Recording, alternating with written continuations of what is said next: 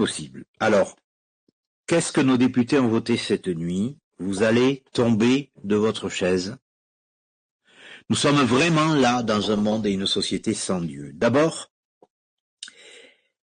48 heures, c'est le délai qu'il faudra pour confirmer sa demande de mort et ce délai pourra être réduit. C'est-à-dire que si vous êtes sur un lit d'hôpital, que vous souffrez, vous demandez à mourir, eh bien on vous tue en 48 heures. Mais vous allez voir si c'était que ça, vous allez voir la suite. 2. 1500 € d'amende et 1 an d'emprisonnement ferme. C'est les peines que risqueront des soignants ou proches qui tenteraient de dissuader. C'est-à-dire, vous avez un proche qui souffre. Il dit, je veux qu'on mette fin à mes jours. Vous lui dites, ne fais pas ça. Vous avez un témoin qui vous dénonce, vous prenez 1500 € d'amende et 1 an de tôle. Est-ce que vous vous rendez compte de ce que je suis en train de vous dire? C'est quelque chose de totalement hallucinant.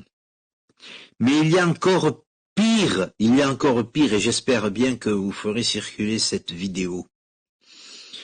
La mort provoquée, c'est-à-dire l'euthanasie, disons-le clairement, devient un soin intégré dans le code de la santé publique. L'euthanasie devient un soin intégré dans le code de la santé publique. Donc je résume. 48 heures, c'est le délai qu'il faudra pour vous tuer si vous demandez à mourir sur un lit d'hôpital.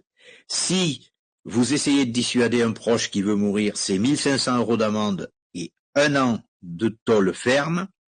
Le troisième point, c'est la mort provoquée, c'est-à-dire l'euthanasie, devient un soin intégré dans le code de la santé publique. Et ils ne se sont pas arrêtés là cette nuit à l'Assemblée nationale. Pour les médecins, les soignants, etc., la loi ne leur reconnaît aucune clause de conscience.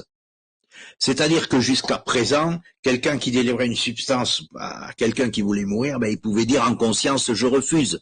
Là, c'est fini. En conscience, il ne peut plus refuser, il doit tuer.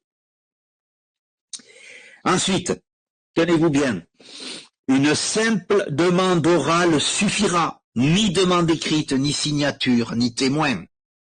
Ça veut dire, le gars, il est sur son lit d'hôpital, il souffre. D'accord? Il a mal. Je veux mourir. Il dit ça, parce qu'il a mal, simplement. Et ça suffira pour le tuer.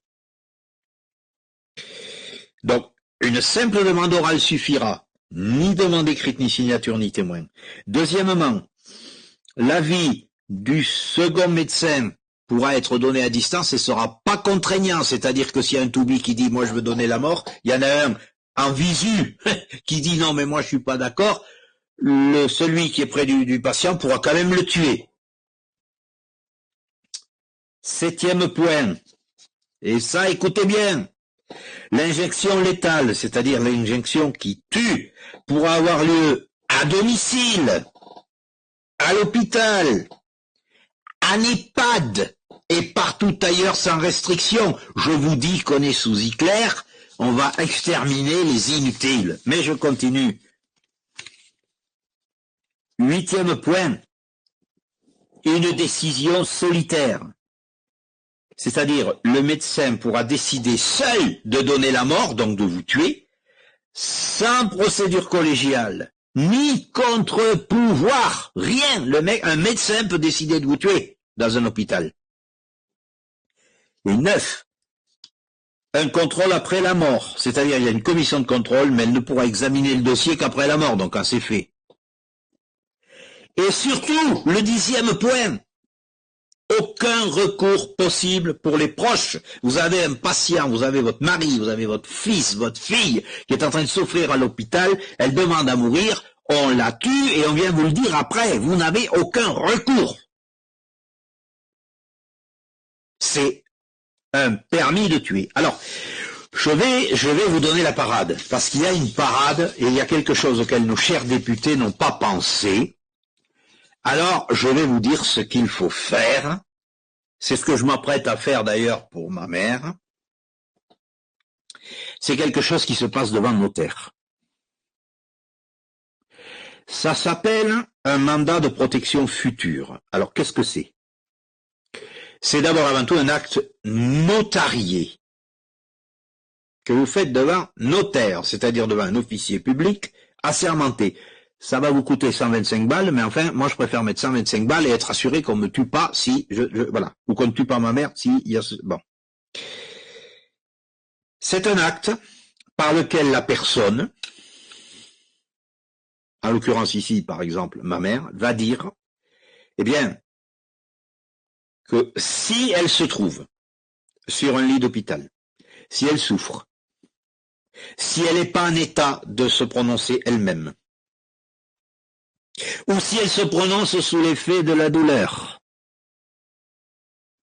trop grande, eh bien, cet acte notarié dit que il faudra passer par moi. Et comme c'est un acte notarié, qu'on appelle un mandat de protection future, là, ils ne peuvent rien. Et je vous garantis que quand vous faites la procédure en amont, c'est-à-dire vous faites cet acte, ce mandat de protection future, et quand votre proche rentre à l'hôpital, vous demandez à voir le médecin. Vous dites, écoutez, je vous informe et je vous délivre même copie d'un acte notarié, qui est un mandat de protection future. Je vous en délivre copie contre récépissé, comme ça vous ne me direz pas que vous ne savez pas. Et là, qu'est-ce qui va se passer? Eh bien, ce cher médecin va se dire, oulala, là il y a du juridique derrière, là il y a un type qui connaît le droit, qui va pas se laisser faire, qui va me créer des emmerdements, je m'abstiens. Et là, vous serez tranquille. Mandat de protection future devant notaire, vous allez voir votre notaire, vous lui parlez de ça. D'ailleurs, je peux vous dire que cette loi, elle a été votée, elle a été peaufinée cette nuit, mais le gros de la loi a été voté jeudi soir. Je peux vous dire que déjà dans mon entourage, il y en a qui vont téléphoner à leur notaire lundi pour prendre des rendez-vous. Je peux vous dire que le notaire de mon village, il va bosser, hein, il va avoir du boulot. parce que là, tout le monde veut le faire. Parce que c'est vraiment, là, c'est même plus un permis de tuer, si on supprime les inutiles. Hein, vous vous rendez compte, vous n'avez aucun recours. Vous vous rendez compte quand même que ça peut se faire en EHPAD. Vous savez, cette loi, imaginez, vous avez votre grand-mère en EHPAD. Un jour, vous arrivez pour venir la voir. On vous dit, ah ben votre grand-mère, elle est morte, on lui a fait l'injection létale parce qu'elle souffrait trop. Ils sont pas tenus de vous appeler, ils sont pas tenus de solliciter votre avis, rien du tout.